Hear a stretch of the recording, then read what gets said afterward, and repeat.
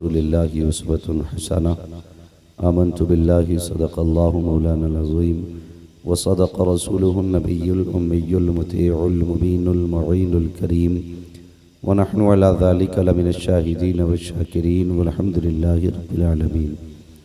या खुदा बहरे जनाब मुस्तफ़ा इमदाद कुन, या रसूल अल्लाह अज़ बहरे खुदा इमदाद कुन, या शहीद करबला या दाफ़िए करबो भला गुलरुखा शहज़ाद गुलक़बा इमदाद कुन। गौसे आज़म बमने बेसरो सामा मददे क़िबला दी मददे काबा ईमा मददे बगिरदा बे बला उफ्तादा कश्ती मदद कुन मदद कुन मदद कुन। या मुईनुद्दीन चिश्ती क़ादरी यमना रे, या गौसे आज़म भी ज़नम दमज़ शेख अहमद रज़ा ख़ां क़ुत्ब आलम भी ज़नम बलगल उला बिकमालिही कशफ़त दुजा बिजमालिही हसूनत जमीउ ख़िसालिही सल्लु अलैहि व आलिही।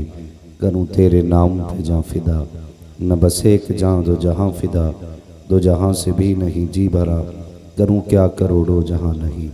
सारे लोग अक़ीदत व मोहब्बत के साथ रसूल और आले रसूल की बारगाह में दुरूद व सलाम की डालियाँ निछावर करें। पढ़ें बावाज़ बुलंद अल्लाहुम्मा सल्ली अला सय्यदिना व शफ़ीना व नबीना मौलाना मुहम्मदिन वादिनिल जूदी वल करम व आलिही व अस्हाबिही व बारिक वसल्लिम सलातुम व सलामन अलैका या रसूल अल्लाह सल्लल्लाहु तआला अलैहि वसल्लम। अज़ीज़ान मिल्लत इस्लामिया, शुरू से अब तक आपने बहुत सारे लोगों से नात व मनक़बत का ये पुरनूर तराना सुना और थोड़ी देर के लिए मैं भी हाजिर खिदमत हूँ। वक्त काफ़ी हो चुका है। आप हजरात से सिर्फ इतनी गुजारिश है, जितनी देर भी गुफ्तगू सुने मोहब्बत के साथ सुने। मैं सबसे पहले मुबारकबाद पेश करता हूँ कमेटी के उन तमाम ही मेंबरान और अफराद को जिन्होंने मेहनतें कोशिशें की और इस नूरानी जलसे को आबाद किया।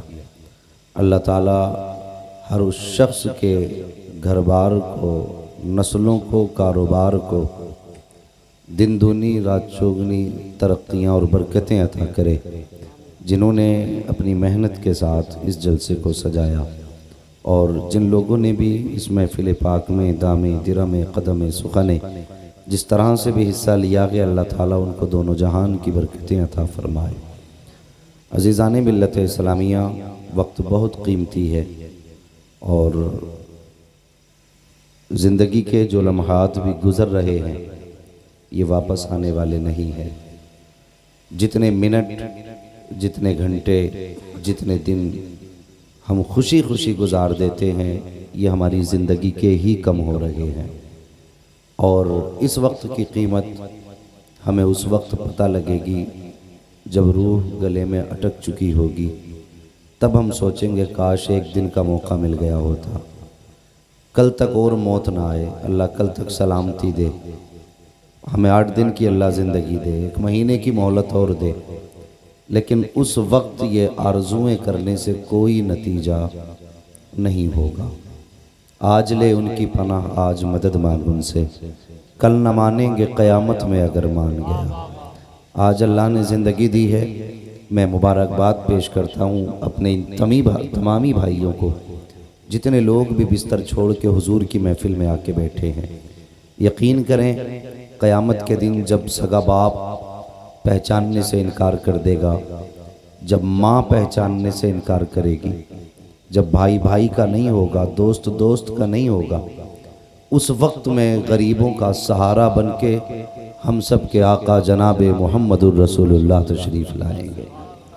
आका तशरीफ़ लाएंगे और भाई इसकी थोड़ी सीटी कम करो। हुजूर तशरीफ़ लाएंगे और हुजूर ही हमारे लिए ज़रिया निजात बनेंगे। तो क्यों ना आज अपने नबी से रिश्ता कायम किया जाए। नौजवानों, हमारी ज़िंदगी गुजरती जा रही है। जो लोग फालतू में चौराहों पे खड़े रहते हैं, ज़िंदगी उनकी भी गुजर रही है। जो लोग बिस्तर पे पड़े रहते हैं, ज़िंदगी उनकी भी गुजर रही है। और जो लोग मस्जिदों में रहते हैं, ज़िंदगी उनकी भी गुजर रही है। जिनका दिल कुरान से लगा है, ज़िंदगी उनकी भी गुजर रही है। कटनी तो सभी की है। कोई कुरान पढ़ के गुजारे करता है, कोई गाने सुन के गुजारे करता है। इसका फ़र्क मरने के बाद पता चलेगा। जब अल्लाह पूछेगा बता ज़िंदगी कहाँ गुजार के आया, तो फिर ख्याल करें हम कहाँ ज़िंदगी गुजार रहे हैं, और हमें इस बात का जवाब भी देना है कि ज़िंदगी कहाँ गुजारी है। कितना अफसोस होगा जब बंदे के पास कोई जवाब नहीं होगा। क्या कहे, या अल्लाह चौराहों पे खड़े होकर के लोगों की चुगलखोरी में ज़िंदगी गुजार के आया, चार लोगों में बैठ कर के बड़ी बड़ी बातें मार के ज़िंदगी गुजार के आया, लोगों में बैठ कर के अपनी मूंछ पे घी के चिराग जलाता रहा। बड़ी अफसोस की ज़िंदगी उस वक्त की होगी जब हमारे पास जवाब नहीं होगा।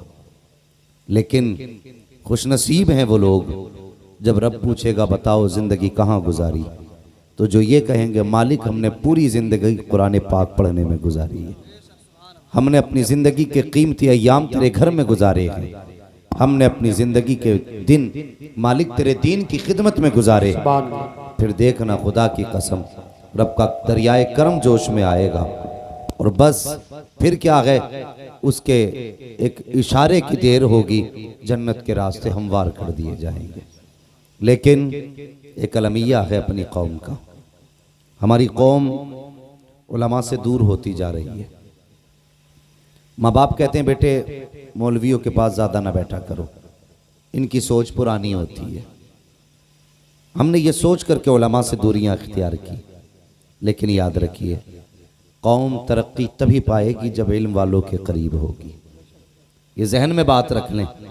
मैं यहाँ लफ्फाजी दिखाने नहीं आया, आपसे नारे लगवाने नहीं आया। कुछ कीमती बातें हैं जो आपके जहन में डालने आया हूँ।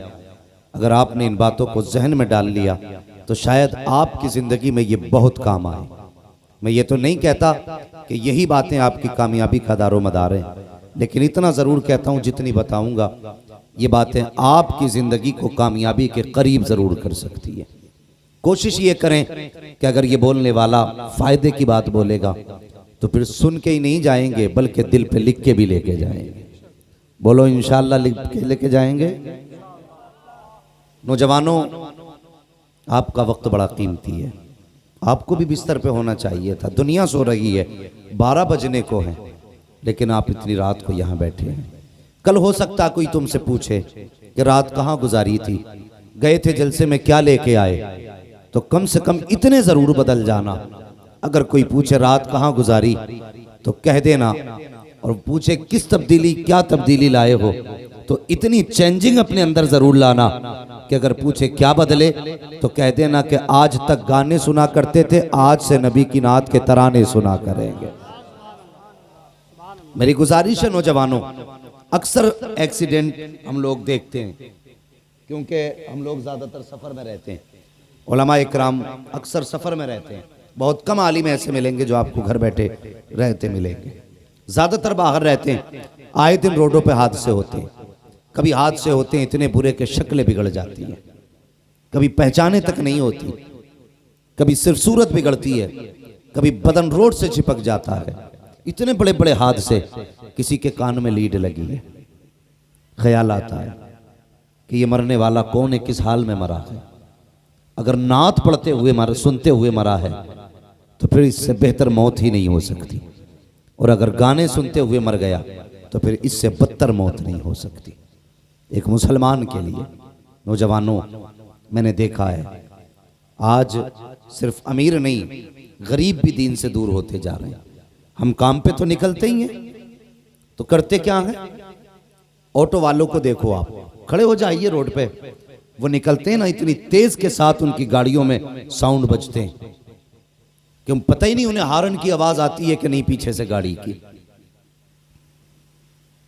मुझे बताइए, गाड़ी आपकी है, आपकी मर्जी है जो चाहे बजाएं, लेकिन जब आप रोजी कमाने के लिए निकले, बच्चों के लिए हलाल रिस्क की तलाश में निकले हैं, तो फिर गाने ना बजाइए। अल्लाह तौफीक दे तो अपनी गाड़ी में मुस्तफ़ा की नात के तराने बजाइए। हाँ, सुबह से शाम तक आपने गाने बजाए, 500 रुपए मजदूरी करके लेके आप आए। अगर नात बजाते तब भी 500 लेके आते, गाने बजाए हैं तब भी 500 लेके आए हैं, लेकिन अगर नात बजा के लाते तो इतना फर्क जरूर होता।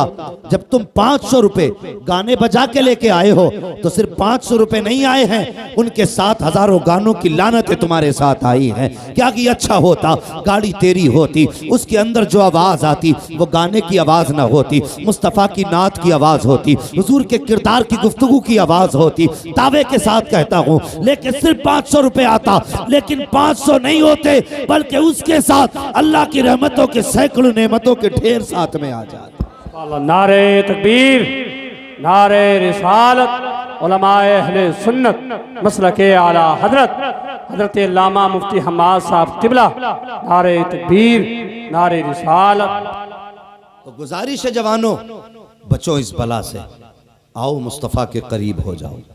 जब ये फाइनल है कि सिर्फ हुजूर ही बख्शवाएंगे तो फिर आज ही हुजूर के दामन से वाबस्ता हो जाओ, आज ही हुजूर के दामन से वाबस्ता हो जाओ, हुजूर से इश्क सच्चा कर लो। आज दौर बदले हैं, पहले के दौर कितने अच्छे थे, पहले का जमाना कितना प्यारा था। माएँ बच्चों को घुट्टी में हुजूर का इश्क पिलाती थी।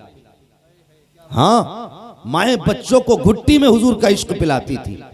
आज 18 साल का ऊंट हो गया, पता ही नहीं हुजूर से प्यार कैसा करना है। हाँ, 18-22 साल के हो गए और तकलीफ होती है। हमारी कौम के कितने जवान ऐसे हैं कि बाकी बारीकी के काम तो छोड़ो, जब निकाह वाली नमाज पढ़ने आता है ना मस्जिद में, निकाह वाली कि इमाम साहब नियत कहलवा दो, तो इमाम साहब ऐसे नियत कहलवा रहे हैं जैसे निकाह पढ़ाया गया है।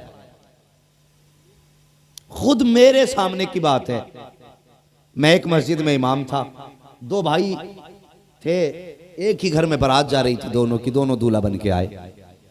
मुझसे ये तो कह ही नहीं पाए कि मौलाना नमाज पढ़ा दो, डर लगता था, लेकिन इतना पूछ लिया नियत कैसे करनी है, मैंने इस तरह करनी है। और मैंने कहा 2 रकात पढ़नी है, तो मैं तो बता के पीछे हट गया कि 2 रकात बता दी पढ़ लेंगे। लेकिन ताज्जुब की बात, मैं खड़ा रहा, रकात पे रकात, सजदे पे सजदा, रकात पे रकात, सजदे पे सजदा, पता ही नहीं बंदे को 2 कब पूरी होनी है। अच्छा, बारात के कुछ खास लोग जो दूल्हा के साथ जाते हैं वो भी खड़े थे, आके बोले हजरत कितनी देर में होगी नमाज। तो मैंने कहा भाई मुझे खुद नहीं पता ये कब निपटेगा। ये हालात हमारे जवानों के, कहने लगा पता ही नहीं कब निपटेगा। तो एक कहने लगा भाई सलाम फेर ले, तो सजदे में से कह रहा ना आपके ही फेर लूंगा। ये वो नहीं लतीफा जो मैंने सुना हो, ये आंखों देखी बात है। हमारी कौम को नमाज तक का तरीका नहीं आता, और जब कभी खड़े होते हैं चौराहों पर, ऐब निकालने की बारी आती है, कहते हैं फला में ये ऐब है, उसकी मत पूछो, उसकी बताएंगे तो बस शर्म आती है। जब खड़े होते हैं तो अपने आप को अपने वक्त का मुफ्ती आजम समझा करते हैं। बात नमाज की आ जाए तो वुजू के फराइज तक हमें याद नहीं है, हम किस जगह पे चलने लगे हैं, कौन सा रास्ता हमने इख्तियार किया है। वो अल्लाह के बंदो, हुजूर से प्यार करो, हुजूर से इश्क करो, और तुमसे गुजारिश है बच्चों वालों, अपने बच्चों को ये सबक सिखाओ कि अगर जीना है तो हुजूर के लिए जीना है, मरना है तो हुजूर के लिए मरना है। जिंदगी ऐसे गुजार के जाओ कि जिसको देखने के बाद खुदा भी राजी हो जाए, मदीने वाला मुस्तफा भी राजी हो जाए। अगर ऐसी जिंदगी गुजार के जाओगे तो क्या गारंटी है तुम्हारे मरने के बाद कोई बख्शिश की दुआ करेगा, कोई गारंटी है? और यार महीने बीत जाते हैं, हम तो कब्रों पे नहीं जाया करते, साल साल बीत जाते हैं, कब्रों का चक्कर नहीं लगाया करते। हमें तो ये भी याद नहीं है बाप की कब्र कहाँ रह गई है, माँ की कब्र कहाँ रह गई है। हमें दुनिया की जरूरतों ने इतना उलझाया है कि हमें कब्रों के निशान तक याद नहीं रखे हैं। वो जरा सोच तो सकी, अगर आज हम कब्रिस्तान नहीं जा सकते हैं तो तुम्हें क्या लगता है तुम्हारे मरने के बाद औलादे कब्रों पे जाएंगी? ये तुम्हारे बेटे तुम्हारी कब्रों पे जाके फाता पढ़ेंगे? नहीं, अगर तुम महीने में जाते हो तो ये साल में जाया करेंगे, अगर तुम साल में जाते हो तो ये बरसों में जाया करेंगे, अगर तुम बरसों में एक बार जाते हो तो ये जिंदगी में एक बार जाएंगे। इसलिए कोशिश किया करो अपने बड़ों की कब्रों पे जाया करो, ताकि तुम्हारे बच्चों की आदत पड़े, और ना भी आदत पड़े तो जिंदगी हुजूर की गुलामी में गुजार के जा, और ऐसी जिंदगी गुजार के जा जब तेरा जनाजा उठे तो दुनिया का कोई आदमी कहे ये प्रधान का जनाजा है, कोई कहे जमींदार का जनाजा है, कोई कहे ठेकेदार का जनाजा है, कोई कहे प्रधान का जनाजा है। तुम तो ये बोली बोलो, लेकिन रब के फरिश्ते कहे ये तुम्हारी जानकारी है और हमारी जानकारी ये है कि ये प्रधान का जनाजा नहीं है, मुस्तफा के आशिक का जनाजा जा रहा है, आका के वफादार का जनाजा जा रहा है। अगर इस शान से जनाजा उठा तो कब्र में जाने के बाद कफन चेहरे से बाद में हटेगा, मदीने वाले का जलवा पहले दिखा दिया जाए। नारे तकबीर, नारे रिसालत, उलमाए अहले सुन्नत मसलके आला हजरत, नारे तकबीर। उलमा से प्यार करो, इनसे मोहब्बत करो। मेरे हुजूर ने फरमाया था या तो आलिम बनना या तालिबे इल्म बनना या फिर इनसे मोहब्बत करने वाले बन जाना। वक्त है तो तालिबे इल्म बनो, पढ़ो। अगर पढ़ नहीं पाए तो पढ़ाई शुरू कर दो। अगर ये भी ना कर सको तो कम से कम इल्म वालों से प्यार किया करो। ये सोच के नहीं ओ भाई ये बहुत बड़े नात खां हैं, ये सोच के नहीं, बल्कि ये सोच के ये हमारे हुजूर के इल्म के वारिस है। सिर्फ नीयत बदलिए, नीयत बदलते कि अल्लाह नेकियों में इजाफा फरमा देगा। हाँ, इल्म वालों से प्यार किया करो, लेकिन एक हंगामा महशर हो तो भूलूं उसको, सैकड़ों बातों का रह रह के ख्याल आता है। वो आदमी जिसके अपने दामन में 36 धब्बे होते हैं, वो इमाम की सलाह करता खड़े होकर के। हमें अपनी आखिरत देखनी है, अपनी। दूसरों के बारे में हमसे नहीं पूछा जाएगा, हमसे हमारे बारे में पूछा जाएगा। हम पहले अपनी गलतियों पर निगाह डालें, हमारी जिंदगी कहां गुजर रही है। लेकिन हम इल्म वालों पे उंगली उठाया करते हैं, ये जानते हुए कि हम गलत हो सकते हैं और ये सही होगा, फिर भी हम उन्हें टोका करते हैं। आपके टोकने से कुछ नहीं होने वाला उनका, लेकिन इतना जरूर है कि आप अपनी आखिरत बर्बाद कर लेंगे, अपनी आखिरत बर्बाद कर लेंगे। इसलिए उलमा से प्यार किया करो, इनकी इज्जत किया करो, इनका एहतराम किया करो, सिर्फ ये सोच करके ये हुजूर के इल्म के वारिस है। अगर समझ में बात ना आई हो तो ऐसे समझ लो, अगर आपका बेटा है, घर में आप नाम लेके आवाज दें चलेगा, बेटा कह के आवाज दें चलेगा, तू कह के आवाज दें अपने बेटे को, किसी को कोई एतराज नहीं। लेकिन अगर आपका वही बेटा हाफिज कुरान भी है और मस्जिद के मुसल्ले पे खड़ा है, फिर पूछो इन उलमा से, जब नियत करने के लिए आप उसके पीछे खड़े होंगे तो आप अगर कहेंगे पीछे अपने बेटे के, पूछो इन उलमा से नमाज हो जाएगी? बोले समझ में आ रही है तभी बोलें, नमाज हो जाएगी? और उसने गलत बात कही है, बात भी सच्ची है, पीछे अपने बेटे के, बेटा ही तो है, लेकिन मुसल्ले पे आया तो बेटा नहीं कह सकते, पीछे अपने भाई के, तब भी नमाज नहीं। कब होगी? का ऐसे के पीछे इस इमाम के, इमाम मानोगे तब नमाज होगी। अब मुझे बता तो सही, हम जिसके पीछे नमाज पढ़ के निकले उसी की भी गिबत शुरू कर दी। इससे बेहतर था कि अपने घर में ही पढ़ लेते, कम से कम गिबत और चुगली के गुनाह में तो नहीं डूबता। और अगर गए हो मस्जिद में तो जो नमाज पढ़ के आ रहे हो उसे बचा के भी लाओ, उसे बचा के भी लाया करो। इसलिए जरूरी है इल्म वालों से मोहब्बत करें, करेंगे इंशाअल्लाह, और अल्लाह तौफीक दे तो कम से कम एक बेटे को हाफिज जरूर बनाएंगे। ये सोच के नहीं इमामत करानी है, बल्कि ये सोच के ये बेटा हमारी आखिरत का सहारा बनेगा। हाँ, आखिरत का सहारा बनेगा। आप दिनों रात एक करके बिल्डिंग बना लो 10 मंजिल, और फिर उलमा से पूछो कोई सवाब मिला कि नहीं? कोई सवाब नहीं। अपने लिए बनाई तो कोई सवाब नहीं मिला, पूरी जिंदगी बिल्डिंग बनाते रहे, कोई सवाब नहीं मिला। 3 साल मेहनत मजदूरी करके एक बेटा हाफिज कुरान बना दो, एक बेटा, फिर इनसे पूछो कुछ मिला? ये कहेंगे बख्शिश की जमानत में मिल गई, आखिरत का ताज भी मिल गया। ये 3 साल की मेहनत रंग लाई है। और सिर्फ यही तक नहीं, अल्लाह की कसम जिनके बेटे हाफिज नहीं होते, जब वो मरते हैं ना तो बड़ी बेबसी की मौत मरा करते हैं। उन्हें फिक्र होती है यार होगा क्या मर के, मरते मरते फिक्र होती है होगा क्या मर के। कैसे बख्शे जाएंगे? लेकिन पीछे हाफिज कुरान बाप छोड़ के जा रहा है। तो अगर कितनी भी थकन के बाद दुनिया से गया है, कितनी मुसीबतों के बाद दुनिया से गया है, जब सांसें अटकती है ना तो बेटे का चेहरा देख के मुस्कुराना शुरू कर देता है। ये सोच के मुस्कुराता है कोई कब्र पे आए ना आए, मेरा हाफिज कब्र पे ज़रूर आएगा। कोई दुआ ना करे ना करे, मेरा बेटा ज़रूर दुआ करेगा। कोई मुझे याद करे ना करे, लेकिन जब जब ये कुरान की तिलावत करेगा तब तब इसको मेरी मेहनतें याद आएंगी। तब उस वक्त बाप मरता है तो बेबसी की मौत नहीं मरा करता, बल्कि खुशी के साथ दुनिया से जाया करता है और फख्र से बेटे को सीना चौड़ा करके देखता है और मरते मरते मुस्कुराया करता है। उसे पता है अगर मेरा बेटा हाफिज ना होता तो खुदा जाने कोई यासीन पढ़ता कि ना पढ़ता, रहमान पढ़ता कि ना पढ़ता, मेरी नमाज जनाजा कौन पढ़ाने आता, मेरी कब्र पे हाथ उठाने कौन आता।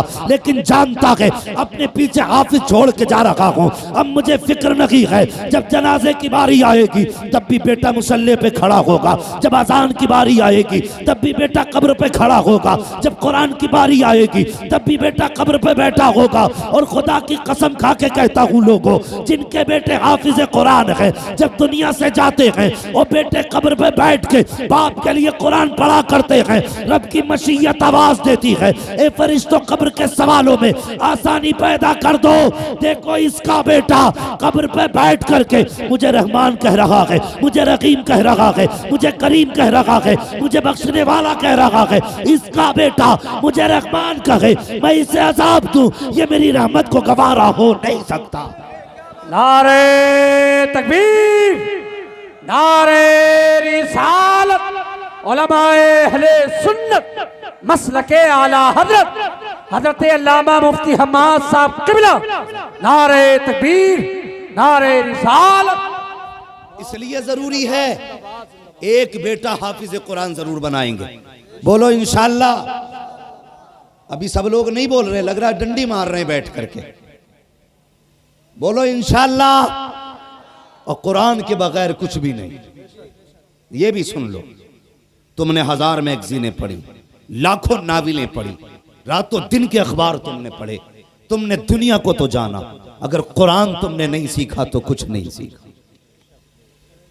उससे भी बड़ा कोई कम नसीब होगा जो दुनिया में 60 साल की जिंदगी तो गुजार के गया लेकिन कुरान न सीख सका। सोचने वाली बात है। कुरान वो किताब है तन्हा, जिसको देखो तब भी सवाब है, जिसको छुओ तब भी सवाब है, जिसको चूमो तब भी सवाब है, जिसको पढ़ो तब भी सवाब है, सर पे रखो तब भी सवाब। इतनी बरकत वाली किताब हमने नहीं पढ़ी तो कोशिश करें बेटों को पढ़ाएं। एक तरीके से और समझा दूं, बेटे का पढ़ा लिखा होना क्यों जरूरी है? अरबाब मिंबर की दुआएं चाहिए। बेटे का पढ़ा लिखा होना जरूरी क्यों है? आज पैसे वालों को यह नाज है कि अगर हम मर गए तो जिस पीर को चाहेगा हमारा बेटा बुला लेगा पैसे देके। बड़े से बड़े पीर को बुला के नमाज जनाजा पढ़वा देगा बेटा हमारा, बड़ा पैसे वाला है। लेकिन जरा एक बात बताइए, फर्ज कर लो आपने हमें बुला लिया नमाज जनाजा पढ़ाने के लिए और हम मुसल्ले पे खड़े हुए। अगर आप हमें जानते हैं, हम आपको जानते हैं, तो हमारे जहन में इतना ख्याल होगा कि भाई बड़ा अच्छा आदमी था, हमसे मोहब्बत करता था। यही तो आएगा जहन में, यही तो आएगा जहन में कि बड़ा अच्छा आदमी था। हमें जितनी दुआएं दुरूद आती थी हमने सारी पढ़ी, नमाज जनाजा पढ़ाई चल दी। लेकिन अब सोचे, मैं कुछ भी हूं, पूरा हिंदुस्तान मुझसे प्यार करता है, अल्लाह उसे उनके प्यार की जज़ा दे। मगर सुने, मैं कुछ भी सही, बताइए क्या आपके लिए मेरे सीने में वही दर्द होगा जो आपका दर्द आपके बेटे के सीने में होगा?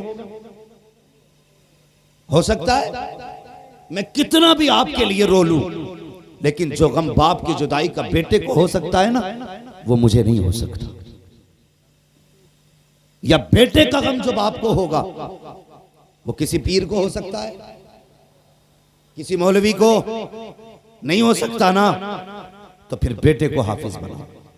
इसलिए कि मैं आया, मैंने पढ़ा जरूर, दिल से पढ़ा, लेकिन जिस दर्द से बेटा मुसल्ले पे खड़े होकर पढ़ेगा उस दर्द से मैं ना पढ़ सका। फर्क कितना है, जब बेटा मुसल्ले पे खड़ा होगा, बाप का जनाजा सामने होगा, तो वो देख के आंख में आंसू लाएगा और याद आएगा उसे, ए मेरे मालिक ये वो जनाजे में लेटा है जिससे कभी मदरसे से मैंने खर्चा मांगा था तो इसने टूटी हुई जूती तो पहनी थी लेकिन कुरान का खर्चा बंद नहीं किया था, खुद तो पैबंद के कपड़े पहनता रहा लेकिन मेरे मदरसे के लिबास में कमी नहीं आने दी थी। ए मेरे मालिक आज ये वो जनाजे पे लेटा है जिसने कई कई दिन तक बिना नाश्ते के खाना पैसा कमाया लेकिन कभी मेरे खाने के खर्चे में कमी ना आने दी। जब बेटे के सामने बाप की ये कुर्बानियां होंगी तो मुझे पता बेटे की आंख में आंसू होगा कि नहीं, बेटे के आंसुओं से बाल चेहरा तर होगा कि नहीं। और जब कोई भी बंदा रब की बारगाह में आंसू गिराता है तो वो इतना करीम है, इतना करीम है, उसकी शान तो ये है अगर ना मानने पे आए तो पहाड़ बराबर सोना दे दो, वो तब भी राजी नहीं होता है। और अगर राजी होने पे आ जाए तो दो आंसू कतरे कतरे आंसुओं के गिरा दो, वो दो आंसू देख करके माफ कर देता है। इसलिए कहता हूँ कि बेटों को हाफिज बना लो ताकि तुम्हारे जनाजे के सामने जब बेटा कुरान पढ़ेगा या तुम्हारे जनाजे के सामने बेटा दुआ करेगा तो खुदा की कसम उसकी पलकें भीगेंगी, वो बाप की मगफिरत की दुआ मांगेगा, आंसू पलक से जुदा होकर जमीन पे आने से पहले अल्लाह तुम्हारे गुनाहों को बख्शिश का परवाना अता फरमा। इसलिए जरूरी है बेटों को हाफिज बनाएंगे इंशाअल्लाह। हाँ, बेटे को दीन से जोड़िए। और एक बात और बताऊं, इन पढ़े लिखों के फायदे। आज कई लोग कहते हैं मौलाना औलाद बिल्कुल इज्जत नहीं कर रही, ये बड़ा मसला है, औलाद इज्जत नहीं कर रही। सबसे पहला हमारा सवाल होता है पढ़ाया क्या था, पढ़ाया क्या था कि नहीं पढ़ा लिखा लड़का हमारा, क्या पढ़ा है, कायमे पास है। मैंने कहा नर्सरी से लेकर एमए तक कोई भी कोर्स की ऐसी किताब दिखाओ जिसमें बाप का वो एहतराम सिखाया गया हो जो मदीने वाले मुस्तफा ने सिखाया है। 15 साल की किताबों में एक लाइन ऐसी नहीं दिखा सकते जो मेरे हुजूर ने माँ बाप के एहतराम में सिखाई है। आपने बच्चों को एमए बनाया, काश आपने बच्चों को कुरान का कारी बनाया होता, आलिम दीन बनाया होता। अगर खिदमत भी ना कर पाता तो बाप का गरेबान भी नहीं पकड़ता, बाप के मुंह पे तमाचे भी नहीं लगाता। आज जानते हो हम बच्चों को एमबीबीएस और डॉक्टर बना लेते हैं, बनाइए, अच्छी बात है, मैं तालीम का मुखालिफ नहीं, लेकिन एमबीबीएस बनाने से पहले मुस्तफा का गुलाम बना डालो, हुजूर का आशिक बनाओ पहले, उसके बाद एमबीबीएस बनाओ। जब इश्क सीने में होगा ना तो वो खुराक दबा की बांधेगा, दुरूद मुस्तफा पे पढ़ना शुरू कर देगा। और जब इस तरह दवा देगा कि साथ में दवा भी होगी, मुस्तफा का दुरूद भी शामिल होगा, तो जहां दवा 1% फायदा करती थी वहां पे 99% फायदा शुरू हो जाएगा। ये जरूरी है कि बच्चों को हाफिज कुरान भी बनाए, हुजूर का सच्चा आशिक बनाए। माँ बाप का एहतराम अगर चाहते हैं बच्चे करें तो उन्हें इल्म दीन सिखाएं। और मैंने तजर्बा किया, अगर बच्चे पढ़ें ना लेकिन 10 दिन मदरसे में अगर कोई गुजार दे तब भी वो जमाने से अलग हो जाता है। घर रह के पढ़ना, मदरसे में रह के सोना बराबर होता है। ये मदरसे की बरकतें होती हैं और आज हर बंदा चाहता है दुनिया मेरा एहतराम करे। कुछ दिन पहले एक तस्वीर मैंने देखी थी और वो वीडियो बाज़ाब्ता सोशल मीडिया पे डाला गया था। सोशल मीडिया पे एक गरीब एक बाप था ना, तो उससे लोगों ने कहा कि तुम्हारे हालात ऐसे, ये कपड़े पहन रखे हैं, या इतनी गुर्बत में क्यों जिंदगी गुजार रहे हो, बेटे नहीं है? तो जानते हो उस बाप ने क्या कहा था? उसने कहा मेरे 2 बेटे, एक डॉक्टर है दूसरा इंजीनियर है। कब फिर आप इस कंडीशन में? तो उस बाप ने कहा मैंने सारी कमाई बच्चों की तालीम पे लगा दी, सारी कमाई बच्चों की तालीम पे लगा दी। लेकिन जब वो पढ़ लिख के बड़े हुए और बाहर चले गए तो फिर हमें भूल गए। अब हम उन्हें याद भी नहीं आते, अब हमसे उन्हें वास्ता भी नहीं है। अब उनकी दुनिया चमकीली दुनिया है, उनका मुस्तकबिल रोशन मुस्तकबिल है। अब इस बूढ़े बाप का क्या करेंगे वो नौजवानों? खुदा के वास्ते बाप की इज्जत करना, बाप का एहतराम करना। मैं क्यों कहता हूं कि हुजूर के आशिक हो जाओ? इसलिए कि हुजूर का इश्क किसी का गुस्ताख नहीं बनाता है, हुजूर का इश्क हमें अदब सिखाया करता है, हमें एहतराम सिखाता हुजूर का इश्क। जब हुजूर का इश्क होगा ना तो फिर बाप रोएगा नहीं, जब हुजूर का इश्क होगा तो माँ की आंख में आंसू नहीं आएंगे, जब हुजूर का इश्क होगा तो कोई किसी को तकलीफ नहीं देगा, जब हुजूर का इश्क होगा तो अपने अमाल भी बेहतर होंगे। हुजूर के इश्क की अल्लाह अकबर। आओ तुम एक दास्तान सुनाऊं भाई, कई बार आपने सुना होगा। अल्लाह अकबर, हुजूर के एक चहीते आशिक हैं, हुजूर के लाडले आशिक हैं, खैरुत ताबई हैं, हुजूर को देखा भी नहीं है। अल्लाह अकबर, मगर इश्क इतना है कि जिससे हुजूर का तज़किरा सुनते थे रोना शुरू फरमा दिया करते थे। हुजूर के ऐसे ऐसे आशिक हुए हैं। अल्लाह अकबर। मेरे हुजूर ने फरमाया था, मेरे सहाबा तुम्हारे लिए एक खुशखबरी है और बाद वालों के लिए 3 खुशखबरियां। तुम्हारे लिए एक बार मुबारकबादी, लेकिन बाद वालों के लिए 3 मरतबा मुबारकबादी। किस बात पर हुजूर? कहा कि तुम्हें मुबारकबादी इस बात पर है कि तुम मेरे सहाबा हो, तुमने मुझे देख के कलमा पढ़ा, इसलिए एक मुबारकबादी। और बाद वालों को 3 मुबारकबादी। सहाबा कहने लगे, या रसूल अल्लाह, ज़माना आपका, हम आपके ज़माने में हैं, हम आपके ज़्यादा करीब हैं, तो ज़्यादा मुबारकबाद के मुस्तहिक तो हम हुए ना, फिर बाद वाले क्यों? तो हुजूर ने फरमाया था, बाद वाले मुबारकबाद के लायक इसलिए हैं कि तुमने देख के कलमा पढ़ा है, वो मुझे देखे बगैर कलमा पढ़ गए। तुम में से किसी ने चांद के टुकड़े होते देखे तब कलमा पढ़ा, तुम में से किसी ने सूरज को पलटते हुए देखा तब कलमा पढ़ा, और वो तो मेरा नूर देखा भी नहीं उन्होंने, कोई मौजज़ा नहीं देखा होगा। लेकिन कोई आशिक कहेगा हुजूर का इश्क ऐसा था, हुजूर का जलवा ऐसा था कि उसकी कोई मिसाल नहीं थी, तो वो भी साथ में कहने लगेंगे, लमियाती नज़ीरो कफ़ी नज़रिन मिसले तो नशुद पैदा जाना, जग राज को ताज तोरे सरसो है तुझको शहेदो सरा जाना। जब कोई हुजूर के जलवों की बात कहेगा तो वो बगैर देखे कहेंगे, सरवर कहूँ के मालिको मौला कहूँ तुझे, बागे खलील का गुले ज़ेबा कहूँ तुझे, तेरे तो वस्फ़ ऐबे तनाकी से हैं बरी, है राखू मेरे शाह, मैं क्या क्या कहूँ तुझे। आका फरमाते हैं, तुम देख के कलमा पढ़ते हो, उन्हें मुबारकबाद इसलिए कि वो देख के नहीं बल्कि जो सुनेंगे उसी पे ईमान रखना शुरू कर डाल। ये हमारा इश्क है। लेकिन ये याद रहे, कोई भी ताबई सहाबी के बराबर नहीं हो सकता। ख्याल रखे, यहां पे मैंने अफजलियत साबित नहीं की है। कोई ये ना कह दे कि वो मौलवी आम उम्मती को सहाबा से अफजल बता के गया, अफजल नहीं बताया है। हुजूर की जानिब से जो मुबारकबादी दी गई है वो बात बताई है। इसलिए हम इस दौर में जी रहे हैं तो हुजूर से इश्क करें, हुजूर से प्यार करें, और हुजूर का इश्क ही हमारे लिए जरिए निजात है। माँ बाप का एहतराम करें, कद्र करें माँ बाप की। अगर इश्क होगा हुजूर का ना, तो फिर कोई बच्चा माँ के मुंह पे तमाचा नहीं मारेगा। अभी कुछ खबरें ऐसी मिली हैं कि बेटों ने माँ बाप को मारा है। ये हालात हो गए हमारे। हम अपने बाप पे हाथ उठा रहे हैं, अपनी माँ पे हाथ उठा रहे हैं। हाथ उठाना तो बहुत बड़ी बात है, उनके आगे नजरें उठाने तक की इजाजत नहीं है। नजरें उठाने तक की इजाजत नहीं। घूमा फिर रहा है, दुकान में बरकत नहीं हो रही, मौलाना कोई तावीज़ दे दो, कोई डोरी दे दो।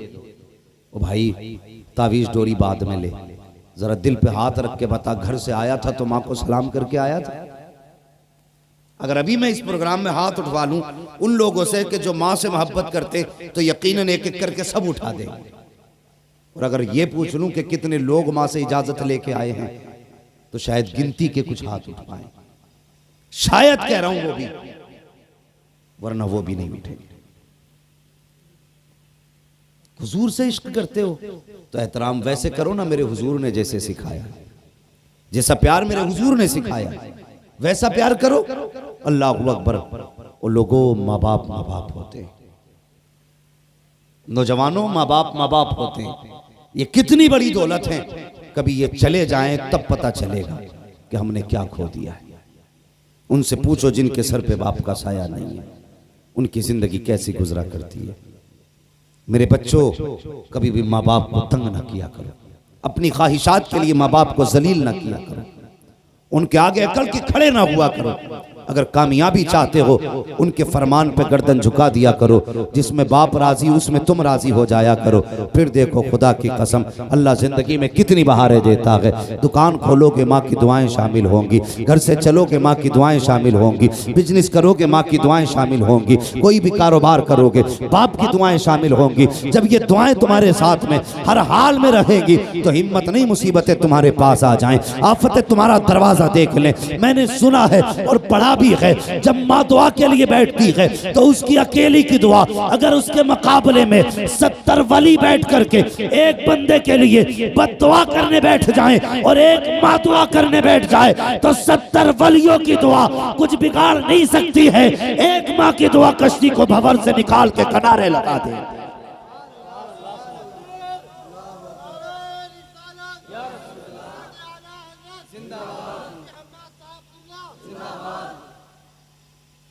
ओ लोगों,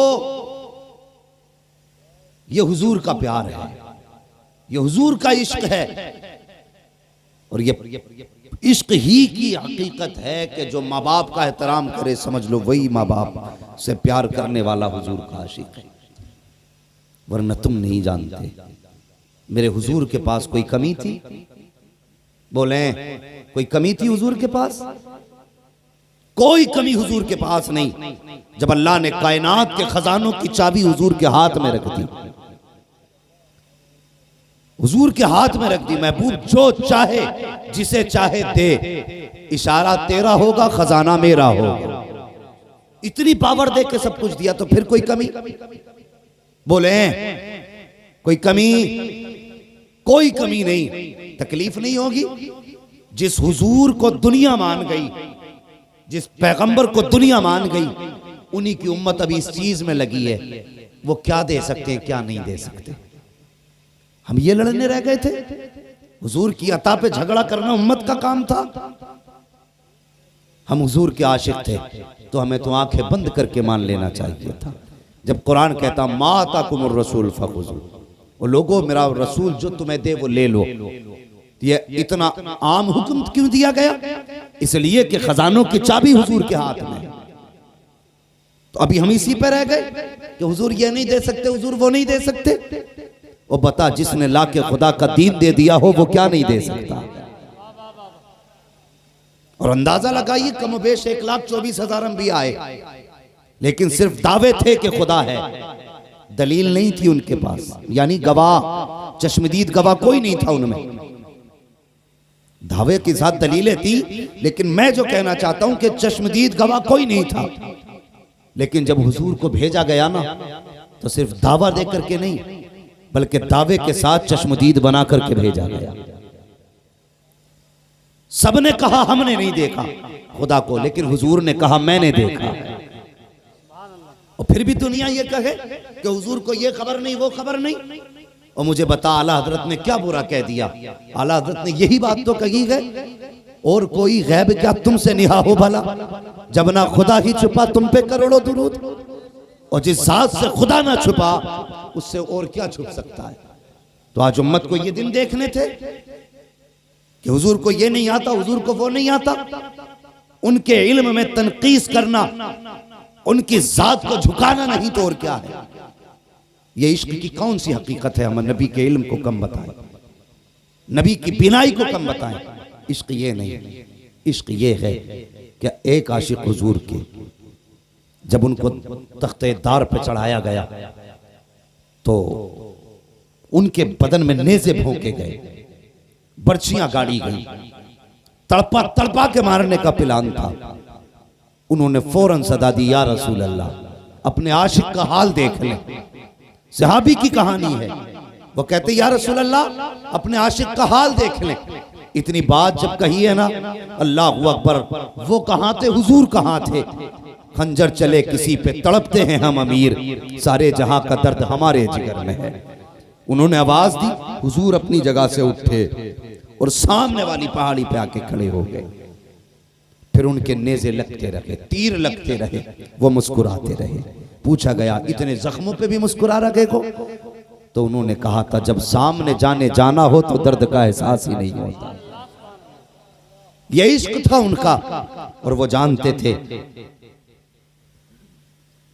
वो जानते थे कि हम हुजूर को आवाज देंगे तो हुजूर सुनेंगे, हुजूर को आवाज देंगे तो हुजूर हमारी सदा को सुनेंगे। वो इस बात को जानते थे। आज हम इस बात में झगड़ा कर रहे हैं। खुदा के वास्ते अब ये झगड़े खत्म करो। हुजूर को जैसा मानने का हक है वैसे मानना, वरना झगड़ा हमारा भी किसी से नहीं है। किसी ने जमीन हमारी नहीं हड़पी है, किसी ने जायदाद पे कब्जा नहीं किया है। तकलीफ इस बात की है उम्मत आज तक इसी में लड़ती रह गई। हुजूर को क्या खबर है क्या नहीं। अगर खबर ना होती तो हजारों बरस पहले कयामत की निशानियां बता देते। अगर खबर ना होती तो कयामत कब आएगी ये हुजूर बता देते। वो भी तो कह देते कि इसका इल्म सिर्फ अल्लाह को है, मैं नहीं जानता। लेकिन जो निशानियां बता रहा है वो कयामत कब आएगी ये भी बता रहा है। इसलिए खुदा रहा हुजूर की जात पे झगड़ा ना करो, हुजूर की जात पे झगड़ा ना करो। हुजूर की जात झगड़े के लिए नहीं, हुजूर की जात इत्तेहाद के लिए, हुजूर की जात इत्तेफाक के लिए है। और लोग कहते हैं यार सब कलमा पढ़ने वाले हो, फिर इत्तेफाक क्यों रही है? तो सीधी सी बात है, तुम भी हुजूर को ऐसा मानो जैसा अबू बकर ने माना है, जैसा हुजूर को उमर ने माना है, जैसा हुजूर को उस्मान गनी ने माना है, जैसा उस्मान को मौला अली ने माना है, वैसा मान लो। इख्तलाफ भी खत्म हो जाएगा। तुम भी ऐसा मानो जैसा हुजूर के सहाबा ने माना है। और इतना कह दो मैं मुजरिम हुआ का, मुझे साथ ले लो कि रास्ते में है जा बजा थाने। नारे तकबीर, नारे रिसालत, मसलके आला हजरत, मसलके आला हजरत, हजरत अल्लामा मुफ्ती हम्माद साहब किबला, हजरत अल्लामा मुफ्ती हम्माद साहब किबला। नारे तकबीर, नारे रिसालत। वो लोगों हुजूर से इश्क करो, हुजूर से वफा करो। समझ रहे मेरी बात? आप मुझसे प्यार भी करें और मेरे अंदर खामियां तलाश करें तो लोग कहेंगे ये तेरा प्यार झूठा है। आप हुजूर से मोहब्बत करें और उनके अंदर कमियां तलाश करें तो फिर हम दावे में कितने सच्चे हैं अपने, हमें खुद गौर करना है। गाली देना मेरा काम नहीं, मेरा काम सीधी बात समझा देना है। हाँ, अगर कोई जन्नत में गया तो मेरे बाप का कुछ नहीं जाएगा, कोई दोज़ख में चला गया तो मेरा कुछ बिगड़ने वाला भी नहीं है। हाँ, सबको अपनी अपनी कब्र में लेटना है। हुजूर से प्यार करो, हुजूर से वफा करो, हुजूर से सच्चा इश्क करो। वो हमने तो कोई कीमत ही नहीं लगाई हुजूर के इश्क की, लोगों ने कितनी बड़ी बड़ी कीमतें लगाई हैं। अल्लाह अकबर, कौन नहीं जानता है हुजूर के इश्क में हजरत बिलाल की आप जिंदगी देखें, कोई दुख नहीं उठाया हमने।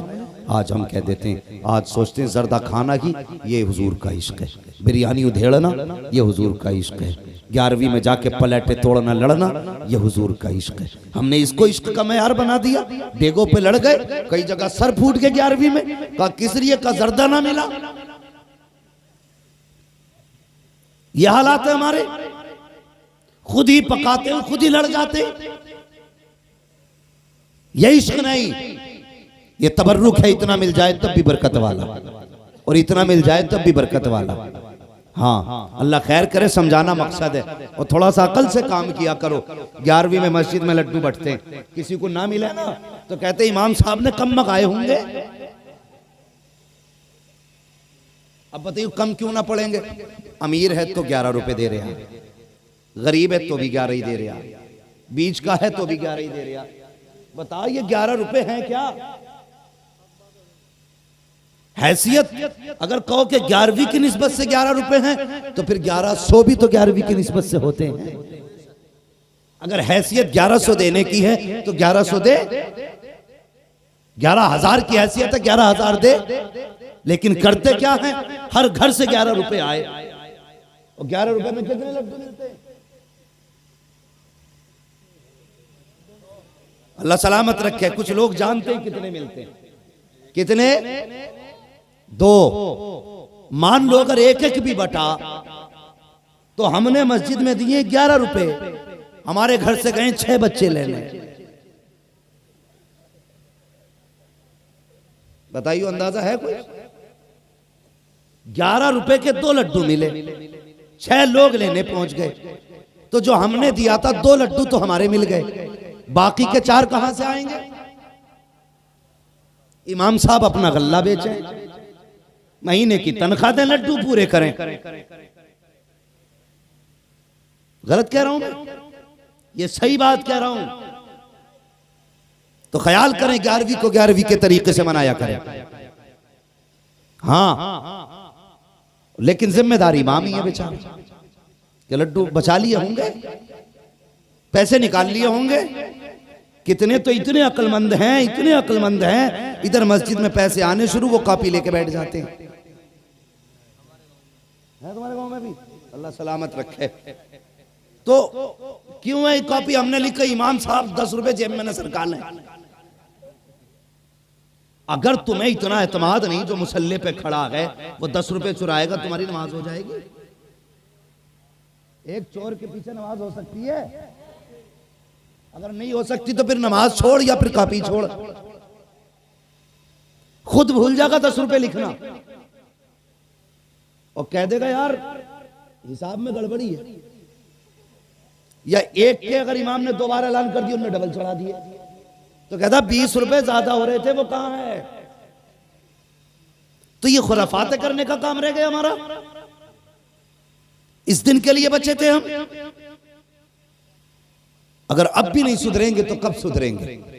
इश्क करो, हुजूर से वफा करो, हुजूर से प्यार करो और हर आलिम का एहतराम ये सोच के किया करो ये मेरे हुजूर के इल्म का वारिस जा रहा है, इस नियत से किया करो और हुजूर से इश्क करो। इश्क क्या है कभी समझा ही नहीं। हमने तो जर्दा खा लिया तो हो गए मुसलमान, बिरयानी खा ली तो हो गए मुसलमान। और उनसे पूछो जिन्होंने कीमतें चुकाई हैं इश्क की। अल्लाह अकबर। हजरत बिलाल को कोई नहीं जानता है, बच्चा बच्चा हजरत बिलाल को जानता है। एक एक बच्चे से पूछो बिलाल कौन है तो कहेगा हुजूर का आशिक है बिलाल।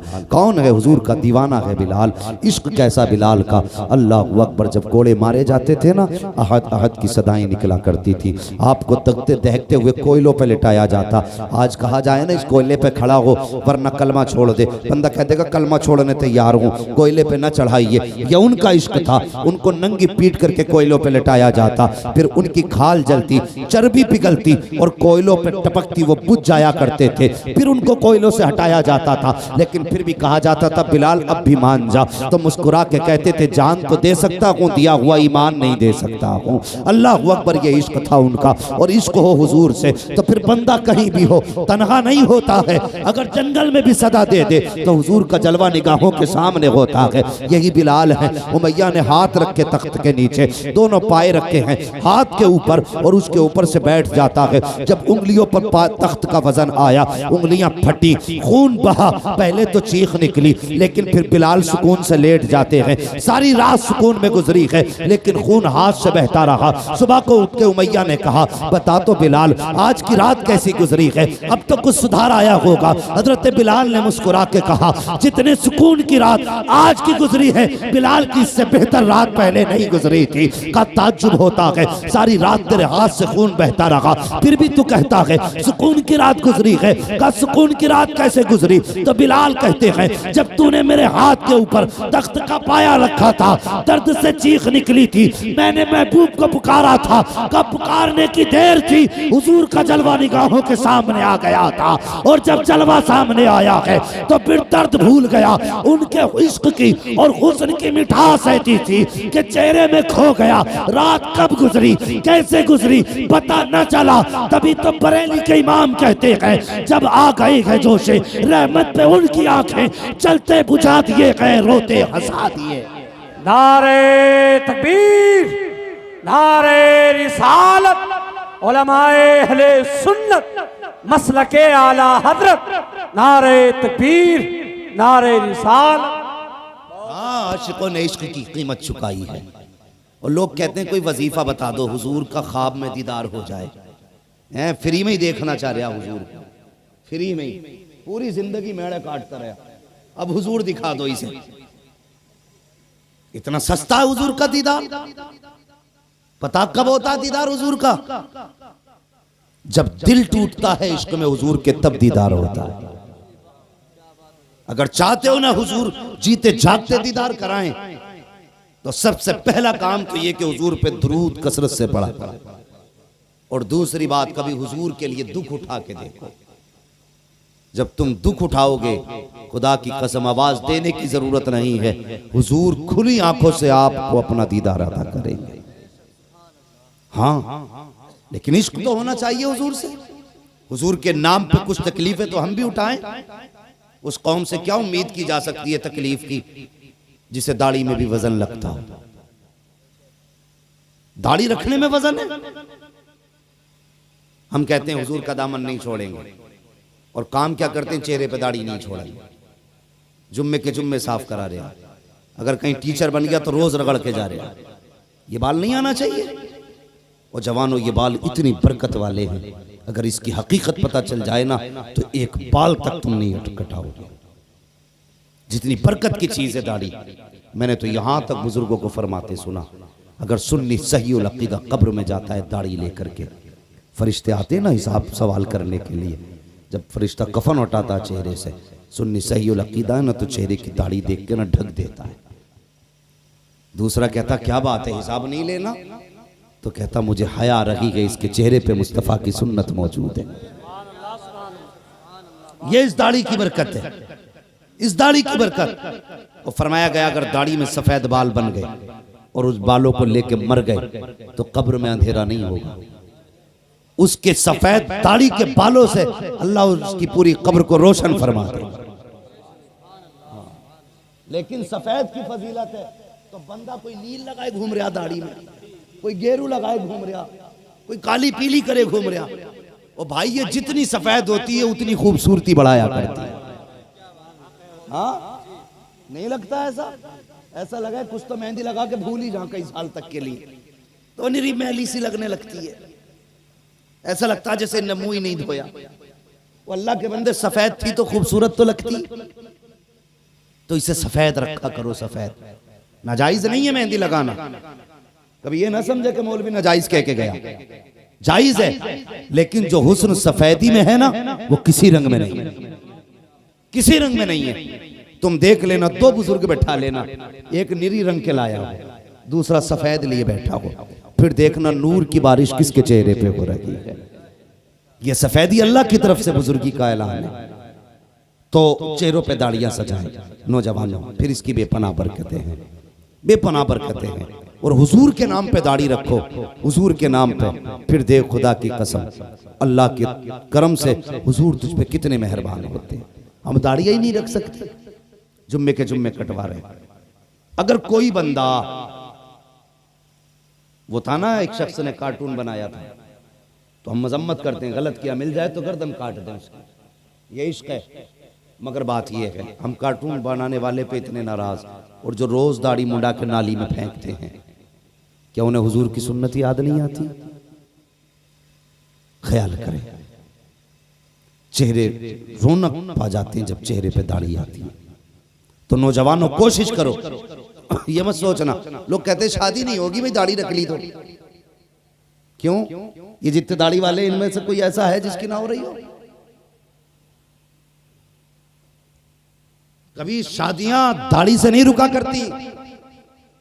फर्क यह है अगर चेहरे पे दाढ़ी होगी ना तो दाढ़ी की बरकत से तेरे घर में जो आएगी नचनिया नहीं आएगी, बल्कि तेरे बिस्तर पे कनीज़े फातिमा ज़हरा चल के आएगी। ये गारंटी। अगर चाहते हो कि तुम अच्छी नस्ल को अच्छी गोद दो तो फिर चेहरों पे दाढ़ियां सजा लो। ये खुद ऐसा एंटिक है कि शैतान औरत तुम्हारे करीब आ ही नहीं सकती, इसलिए दाढ़ी की बरकत भी है। तो सजाएंगे इंशाअल्लाह चेहरों पे दाढ़ी, कोशिश करें हुजूर की सुन्नत से प्यार करेंगे और चेहरे पे दाढ़ी सजाएंगे। और जवानी में भी मरे ना तो इस शान से मर के जाएंगे। अगर चेहरे से कफन हटा दें फरिश्ते, हुजूर देख के मुस्कुरा के कह दें सोने दो, देखते नहीं वो सीने पे मेरी सुन्नत रख के ला रहा। इसलिए जरूरी है। हाँ, मूछे कटवाओ, ये हुक्म है, दाढ़ी बढ़ाओ, मूछे पस्त कराओ। इतनी बड़ी मूछ मकरू है जो पानी वगैरह पीने में पानी में टच हो, समझ रहे? और ऐसी भी ना कि जो बिल्कुल ही साफ करा दो यहां तक, मूछ के चक्कर में पता ना क्या बने पड़ रहा है। हाँ, मूछ का तसव्वुर ही अलग ले लिया लोगों ने, यहां तक मार गए, ऐसा लग रहा है नकली लगाए घूम रहे हैं। हाँ, तो मूछे पस्त कराने का हुक्म है, मुंडाने का नहीं। यह भी ख्याल रहे। मुंडाने में पस्त कराने में फर्क होता है। मुंडाना ये होता उस तरह से, पस्त कराना छोटी करो जितनी हो सके काट के। तो कोशिश करें हर बंदा चेहरे पे दाढ़ी सजाए। और मैं कई सर देख रहा हूं जिन पे टोपियां नहीं है। अल्लाह तौफीक दे तो 1800 की पैंट लेके आओ ना तो 18 रुपए की टोपी जरूर ले आना। अगले प्रोग्राम में कभी हाजिरी हो ना तुम्हारे गांव में, नसीब से तो अल्लाह करे सबके सर पे टोपियां होनी चाहिए। बोलो इंशाअल्लाह। ओ शर्मा मत जवान, शर्माने की बात होती तो मैं खड़ा करके कहता टोपी कहाँ है। कोई बात नहीं, भूल गए, लेकिन आइंदा जलसे में जाते वक्त टोपियों का ख्याल रखें और हर वक्त टोपियां ओढ़ा करें। ये शिकायत करते ना कि हमारी माँ बहनें दुपट्टा नहीं ओढ़ती। मैं अक्सर ये बात कहता हूँ, जब से जवान ने टोपियां छोड़ दी औरतों ने दुपट्टे छोड़ दिए। आप टोपी ओढ़ना शुरू कर दो, बेटियां दुपट्टे ओढ़ना शुरू कर देगी। तो लाजिम करो टोपी को, हमारी पहचान है टोपी, हमारी शान है टोपी, और हम इसे ही नहीं ओढ़ते तो टोपी को लाजिम करो। मैं अर्ज कर रहा था लोगों ने इश्क की कीमतें चुकाई हैं। अल्लाहु अकबर। तारीख में एक नाम आता हजरत जुनैरा का, हुजूर से इश्क किया। अल्लाहु अकबर। हजरत जुनैरा ने जब इश्क किया ना हुजूर से, हजरत उमर उस वक्त तक ईमान नहीं लाए थे जब इन्होंने कलमा पढ़ा था। जब कलमा पढ़ा ना तो हजरत उमर को पता चल गया। बुलाया हजरत जुनैरा के मालिक ने, कहा देखो उमर ये कलमा पढ़ चुकी है। हजरत उमर ने दुर्रे मारना, कोड़े मारना शुरू किए, या जो आपके पास चीजें थी मारने की उनसे मारना शुरू किया। अगर बात करें कि ये कोड़ा तो सल्तनत में था, लेकिन उस वक्त रिवाज था कोड़े मारने का, तो उस वक्त भी कोड़े मौजूद थे। जिस तरह से भी आपसे मारा गया, जब मारते मारते थक गए तब हजरत जुनैरा ने कहा था उमर पानी पी लो, फिर मारो। हजरत उमर ने पानी पिया, फिर मारा, कहा कलमा छोड़, लेकिन कलमा नहीं छोड़ा। अल्लाह अकबर। वक्त गुजरता गया, हजरत जुनैरा ने कलमा नहीं छोड़ा। एक दिन आप गुजर के जा रही हैं गली से, सामने से अबू जहल आ रहा था। जैसे हजरत जुनैरा को आते देखा, हजरत जुनैरा को करना क्या था कि अबू जहल आ रहा है, आहिस्ता हो जाना चाहिए था हुजूर का नाम जबान पर, लेकिन जब हुजूर के दुश्मन को आते देखा फिर आहिस्ता नाम नहीं लिया बल्कि जोर से हुजूर का नाम लेना शुरू कर दिया। अबू जहल को जलाल आ गया, करीब आया, कहा तुझे डर नहीं लगता? कहा किस बात का डर कि तू मेरे सामने मेरे दुश्मन का नाम ले रखी है? कहा तू क्या करेगा? कहा जान ले सकता हूँ। तो उसने कहा था, हजरत जुनैरा बोली ओ जालिम, सिर्फ जान ले सकता है लेकिन दिया हुआ मुस्तफा का इश्क ईमान नहीं ले सकता है।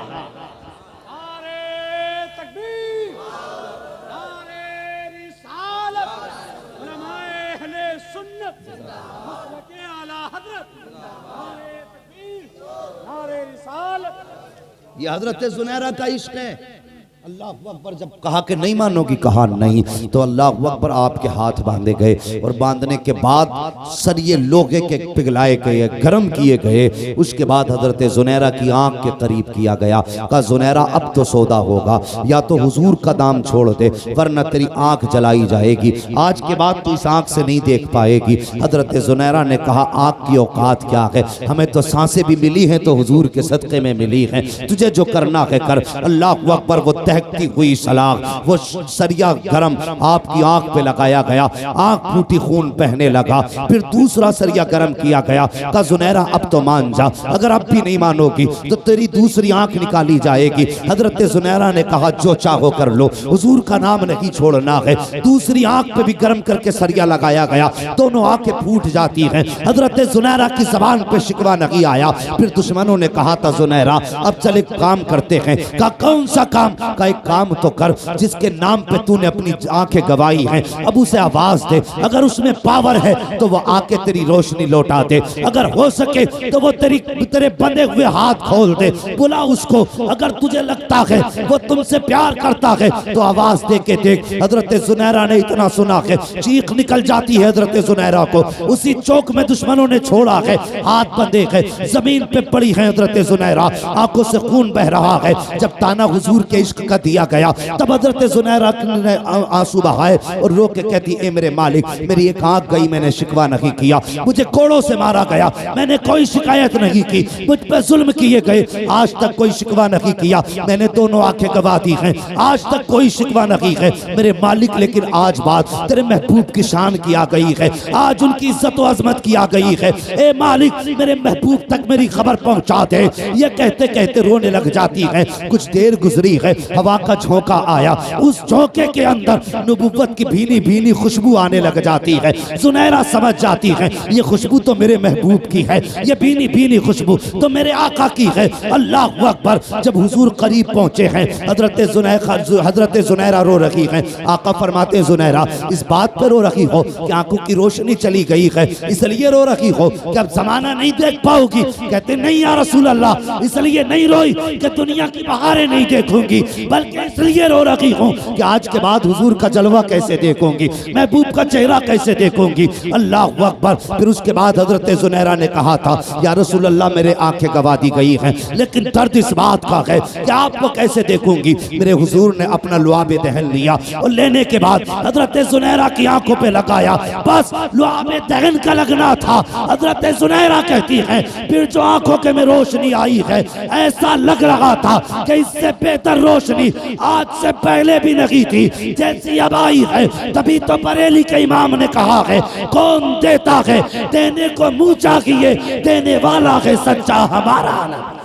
नारे तकबीर, नारे रिसालत, मसलके आला हजरत, मसलके आला हजरत, नारे तकबीर, नारे रिसालत। अल्लाह अकबर। ये हुजूर का इश्क। और उसके बाद हजरत जुनैरा ने जब आंखों की रोशनी आ गई फिर आवाज दी, कहाँ है अब वो लोग जो मेरे महबूब को चैलेंज कर रहे थे। और कहा सुनो जालिमो, अगर तुम आंखें लेना जानते हो तो मेरा महबूब आंखें देना जानता है। हाँ, मैंने कहा था इश्क में जब कोई कीमत दी जाती है ना तब इश्क कामयाब होता है, तब इश्क कामयाब होता है। जवानों हुजूर से इश्क करो, हुजूर से प्यार करो, हुजूर से वफा करो, यही असले जिंदगी है। माँ बाप की इज्जत करो, इनकी कदर करो।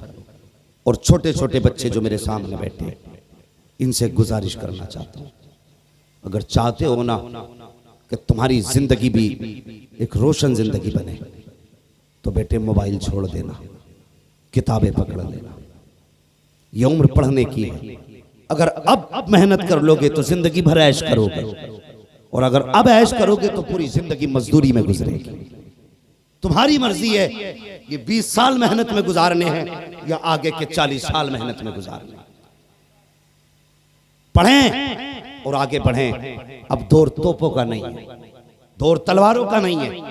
जो ये चीजों का इस्तेमाल करते हैं यकीनन वो आतंकवादी होते हैं, चाहे वो किसी भी धर्म के हों, किसी भी मजहब के हों। अगर आज कोई किसी पे जुल्म करता है इन चीजों के जरिए तो वो खुद आतंकवादी है, और दुनिया जानती है आतंक कौन फैला रहा है। लेकिन हम सिर्फ इतना कहना चाहते हैं अब लड़ाई कलम की है। जिसके पास जितनी तालीम होगी वो कौम उतनी ही आगे जाएगी। अगर आपके पास तालीम नहीं तो आप भूल जाइए आप अपने घर भी बचा पाएंगे, घर भी नहीं बचा पाएंगे। इसलिए जरूरी है पढ़ें, आगे बढ़ें। बच्चों मोबाइल एक तरफ फेंक दो, एक तरफ डाल दो। आज मांग के चलाते हो, काबिल बन गए तो मोबाइल नहीं कंप्यूटर तुम्हारे आगे पीछे फिरेंगे। इसलिए पढ़ें बच्चे, कोशिश करें तालीम पे ज्यादा से ज्यादा ध्यान दें और अच्छे से अच्छा रिजल्ट लाएं।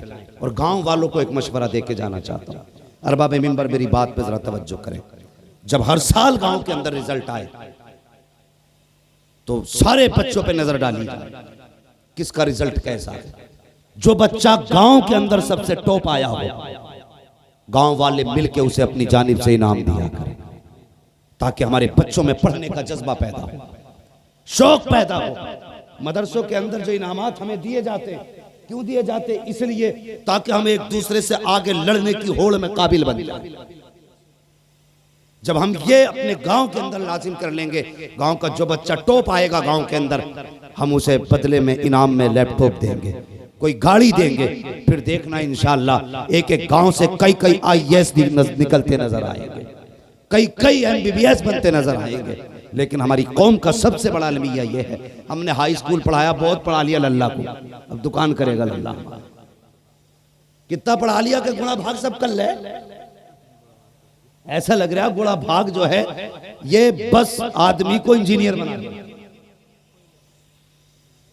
और लिखा कितना है कि किसी का भी नाम लिखवा लो, सबके नाम लिख दे, इतने काबिल बने। और फिर कहते हैं नौकरियां नहीं मिल रही मुसलमानों को।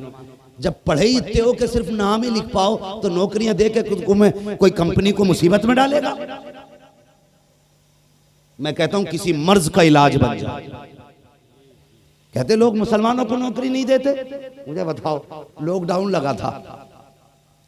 लगा था, सारी दुकानें बंद थी। अगर किसी ने आधा शटर खोल लिया तो ऐसा लगता था जैसे सब ईद की नमाज पढ़ने जा रहे हैं। किसी ने उस दुकान पे जाते हुए देखा कि किसकी दुकान है, इससे नहीं लेंगे, ये हमारे धर्म का नहीं है, ये हमारे मजहब का नहीं है, मंडल मिल जा चाहे कोई भी दे जा। क्यों? तुम्हें जरूरत थी और उसके सिवा कहीं था नहीं। समझना जो मैं समझाना चाहता हूं, तुम्हें जरूरत थी और उसके सिवा किसी के पास था नहीं। तो मैं कहता हूं हाँ, वो तो बेचने वालों ने मजा उड़ाया ना, वो एक अलग चीज है और वो मौजू भी अलग है गुफ्तगू के लिए। लेकिन मैं तालीम को समझाना चाहता हूं, तालीम समझाना चाहता हूं। तो जब नहीं मिल रहा था तो तुमने बिना सोचे, बिना देखे, जात देखे बगैर, बात देखे बगैर, नाम देखे बगैर तुमने मंडल खरीदा, इसलिए कि उसके सिवा कहीं मिल नहीं रहा था। मैं कहता हूं इसी तरह तुम भी किसी मर्ज का इलाज तो बनो। जब उस पोस्ट के लिए तुम्हारे सिवा कोई होगा ही नहीं तो याद रखो तुम्हारे सिवा कोई दूसरा आगा भी नहीं। तुम्ही को बुलाया जाएगा और तुम्ही को रखा जाएगा, लेकिन शर्त मेहनत बन के काबिल बन। कामयाब नहीं, कामयाब तो चीटिंग करके भी हो जाता। काबिल वो होता कामयाबी जिसके पीछे भागती है। काबिल बनिए और बच्चों को तालीम की तरफ लाइए ताकि बेहतर हो। हमारी ही बस्ती के अंदर MBBS भी हो, BUMS भी हो, हमारी ही बस्ती के अंदर से IAS भी हो, IPS भी हो, हमारी बस्ती के अंदर टीचर भी हो और हमारी बस्ती के अंदर PhD भी हो, प्रोफेसर भी हो। फिर देखो इंशाअल्लाह जिंदगी का कितना अच्छा और जीने का मजा आता है। साथ साथ जब बच्चे स्कूल जाया करें, आधा घंटा कुरान के लिए देते हो, कम से कम 1 घंटा कुरान के लिए दिया करो ताकि आपका बच्चा जहाँ इंग्लिश मास्टर बने, मदरसे में जाके मुस्तफा का सच्चा आशिक भी बनता नजर। करेंगे इंशाअल्लाह ये काम। ये मैंने सारी जरूरी बातें आपसे रखी हैं। मैं हंसाने नहीं आया था, चटकुले सुनाने नहीं आया था, बस ये बताने आया था करना क्या है। पढ़ना है, आगे बढ़ना है। आगे बढ़ने के लिए मुस्तफा का इश्क शर्त है। डॉक्टर इकबाल ने कहा था कि मोहम्मद से वफा तूने तो हम तेरे हैं, ये जहां चीज है क्या लोहो कलम तेरे हैं। हाँ, हुजूर से प्यार करो। अगर हुजूर से प्यार नहीं किया तो फिर जिंदगी में रुसवाइयों के सिवा कुछ भी नहीं। करेंगे इंशाअल्लाह बातों पे अमल।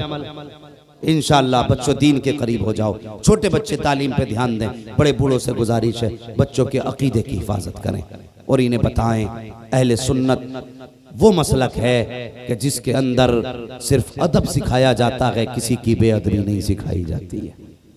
अल्लाह का शुक्र है हम सुन्नी बरेलवी हैं, हम सहाबा के भी एहतराम करने वाले हैं, ताबईन का भी एहतराम करने वाले हैं, हम अंबिया और मुरसलीन का भी एहतराम करने वाले हैं, औलियाए कामिलीन का भी एहतराम करने वाले हैं।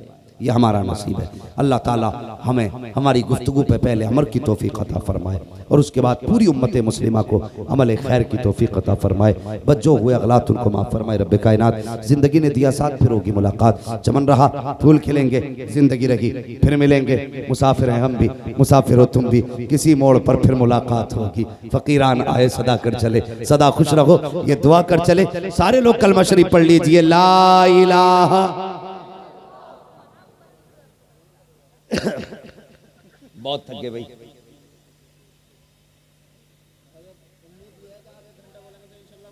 नहीं, इतने अच्छे लोग तो माशाल्लाह नसीबों से मिला करते। अल्लाह सलामत रखे। इसकी परवाह मैं कभी नहीं करता कितने लोग हैं। अगर ऐसे आशिकों का मजमा हो तभी तो बोलने में मजा आता है और तभी देख रहे हो पसीना है बोलने में। अच्छे लोग मिले, बोले जरा या रसूल अल्लाह। ऐसे नहीं बोलना है। मैंने पूरी तकरीर में हाथ उठाए तुमसे, कोई शिकायत मैंने इसलिए नहीं उठवाए, तुम्हारी मर्जी, बोलोगे तो सवाब तुम्हें मिलेगा, इसलिए तो नहीं उठवाए ना। अब मैं कह रहा हूं जरा बेदारी दिखाएं, कहें या रसूल अल्लाह। नहीं, कुछ बड़े लोग नहीं बोल रहे, वो ये सोच रहे हैं हमारी शान के खिलाफ है, हम ठहरे बड़े, तो ये ना सोचे। हुजूर की चौखट में बड़े बड़े ताजदारों के ताज ठोकरों पे पड़े रहते। हाँ, और जो जितना नीचा होके आता ना इस चौखट पे उतना ज्यादा लेके जाता है। तो अकड़ के नहीं बैठना, हुजूर का गुलाम बन के बैठना। और गुलाम कभी चुप नहीं रहते, महबूब के नाम पे जुबानें खुला करती हैं गुलामों की। जरा छोटे बड़े सब मिलके कह दें या रसूल अल्लाह। नहीं यार, तुमने इससे ज्यादा इलेक्शन में शोर मचाया था। हाँ, कैमरे वाले कह रहे थे चुपो चुपो, लेकिन ये चुप ही नहीं रहे थे। आज हम कह रहे हैं बोलो, बोल ही नहीं रहे। जहाँ बोलना होता वहां चुपते बोलते नहीं, जहाँ चुपना होता वहां चुप नहीं होते। जरा बोल के दिखा दो, जरा कहें या रसूल अल्लाह। सलामत रख के माशाल्लाह तबीयत खुश हो गई। या रसूल अल्लाह, जिसने सबसे ज्यादा तेज कहा हो उन्हें आज की रात के सदके अपना मदीना जरूर दिखा दें। माशाल्लाह, अल्लाह सलामत रख के और जोर से कह दें या रसूल अल्लाह।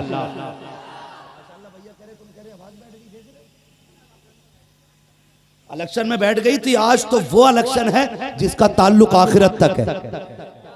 और जब 5 साल के लिए इतना शोर मचा सकते हैं हम, तो फिर हमेशा के लिए कितना मचाएंगे। जरा सारे कहते हैं या रसूल अल्लाह। आदम के बेटे शीश, शीश के बेटे यानस, यानस के बेटे कैनान, कैनान के बेटे मेलाइल, मेलाइल के बेटे ब्यारत, ब्यारत के बेटे इदरीस। इतने ही तो अच्छे लोग हैं हमारे। सिर्फ गेयर डाल दिया और फिर पीछे बढ़ गए। जब मैं हाथ का इशारा करूं तो आप सुभान अल्लाह बोलेंगे। उसमें मेरा फायदा ये कि मैं सांस ले लूंगा, आपका फायदा ये कि आपको सवाब मिल जाएगा। ठीक है, तो मेरे फायदे से किसी को तकलीफ तो नहीं है ना। मैं सांस ले लूंगा, मुझे सुकून मिल जाएगा। जरा कह दें या रसूल अल्लाह। आदम के बेटे शीश, शीश के बेटे यानस, यानस के बेटे कैनान, कैनान के बेटे मेलाइल, मेलाइल के बेटे ब्यारत, ब्यारत के बेटे इदरीस, इदरीस के बेटे मुतवश्शिक, मुतवश्शिक के बेटे लमक नेक नाम, लमक नेक नाम के बेटे नूह, नूह के बेटे साम, साम के बेटे जुलात, जुलात के बेटे शालिक, शालिक के बेटे आबिर, आबिर के बेटे दाता, दाता के बेटे रावा, रावा के बेटे सारू, सारू के बेटे नाखुर, नाखुर के बेटे तारिक, तारिक के बेटे इब्राहिम खलीलुल्लाह, इब्राहिम खलीलुल्लाह के बेटे इस्माइल ज़बीहुल्लाह, इस्माइल ज़बीहुल्लाह के बेटे केदार, केदार के बेटे अवाम, अवाम के बेटे हमल, हमल के बेटे साबित, साबित के बेटे सलमान, सलमान के बेटे रईसा, रईसा के बेटे इलियास, इलियास के बेटे हुदूद के बेटे हव्वा, अव्वा के बेटे अदनान, अदनान के बेटे मोहित, मोहित के बेटे नदार, नदार के बेटे मुदिर, मुदिर के बेटे इलियास, इलियास के बेटे मुदरिका, मुदरिका के बेटे खदीमा, खदीमा के बेटे किनाना, किनाना के बेटे नदर, नदर के बेटे मालिक, मालिक के बेटे फहर, फहर के बेटे गालिब, गालिब के बेटे लुई, लुई के बेटे काब, काब के बेटे मुर्रा, मुर्रा के बेटे किलाब, किलाब के बेटे कुसै, कुसै के बेटे अब्दे मनाफ, अब्दे मनाफ के बेटे हाशिम हैं और हाशिम के बेटे अब्दुल मुत्तलिब हैं और अब्दुल मुत्तलिब के बेटे अब्दुल्लाह हैं और अब्दुल्लाह के बेटे मुहम्मदुर रसूलुल्लाह। नारे तकबीर, नारे रिसालत, मुफ्ती हम्माद रजा साहब क़िबला, नारे तकबीर, नारे रिसालत। बस जवानों, अब वापसी होना तो मुझे खुशी होगी। मुझे पता लगेगा कि कुछ जवानों ने दाढ़ियां रख ली हैं। और सिर्फ मैं खुश नहीं होऊंगा, हर बंदा चाहता है हुजूर हमसे राजी हो, हर बंदे की ख्वाहिश मुस्तफ़ा राजी हो। और कभी उनका ख्याल आ जाए ना, मैं नहीं कहता जलसे में हाथ उठाओ, मैं हाथ नहीं उठवाऊंगा, लेकिन इतना जरूर कहूंगा अगर तन्हाई में भी ख्याल आ जाए ना हुजूर की सुन्नत का, तो रुख मदीने की तरफ करना और कहना या रसूलल्लाह, आज के बाद आपकी सुन्नत से गद्दारी नहीं की जाएगी। दावे के साथ कह रहा हूं, मैं हाथ 100 बार उठाऊं तो कुछ नहीं होगा, ये उठाएं तो क्या बनता है, कुछ नहीं। लेकिन अगर तुमने हुजूर की रजा के लिए दाढ़ी रख ली, कोई हाथ उठाए ना उठाए, गुंबद खजरा से मुस्तफ़ा हाथ उठा के दुआएं देने लग जाए। खुशी होगी अगर आपके चेहरों पे दाढ़ियां मिले, तसल्ली होगी अगर आपके अंदर इल्म का शौक हो। पढ़ें, जागें, आगे बढ़ें और ख्याल करें। सुन्नियत का एक बड़ा कमज़ोर पहलू ये है कि हम नमाजों से बहुत दूर हैं। ये तो सबको शिकवा है कि मस्जिदें तोड़ी जा रही हैं, ये सबको शिकायत है मस्जिदें छिन रही हैं। लेकिन ख्याल कर लें, ख्याल करें, उसकी वजह यह है हमने सजदे करने छोड़ दिए, सजदे करने छोड़ दिए। तो मस्जिदों को आबाद करें।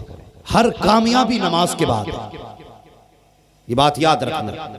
फसल में बरकत नमाज के बाद, कमाई में बरकत नमाज के बाद, उम्र में बरकत नमाज के बाद, जिंदगी की भलाइयाँ नमाज के बाद, अगर चाहते हो इज्जत में बरकत नमाज के बाद, कब्र में खैर नमाज के बाद, हश्र में खैर नमाज के बाद। आप मस्जिदों को आबाद करो, अल्लाह तुम्हारे घरों को आबाद फरमा दे।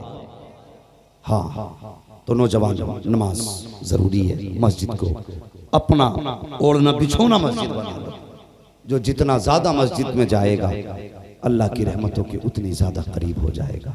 इंशाअल्लाह नमाज की भी पाबंदी करेंगे। बोलो इंशाअल्लाह। और अब्बाओं की जिम्मेदारी है ना, जो आके ना इमाम साहब की चादर खींचे, उठे ना भी 10 मिनट हो गए लेट, और इमाम की चादर खींच रहे, आपने लल्ला को लिहाफ उड़ा के आ रहा। लल्ला पे फर्ज ना थी तुम्हारे नमाज, जिसे कंबल उड़ा के आए, वो 5 मिनट लेट हो गया तो आसमान ही गिर गया। आप उठें, सबसे पहले अपने बच्चों को बेदार करें। आज हमारी कौम की आदत बन गई है 10 बजे सो के उठने की, बिला वजह जाग रहे हैं 1-1 बजे तक, कोई काम नहीं, मोबाइल में लगे पड़े। हमारा इस्लाम कहता जल्दी सोया करो, जल्दी उठा करो।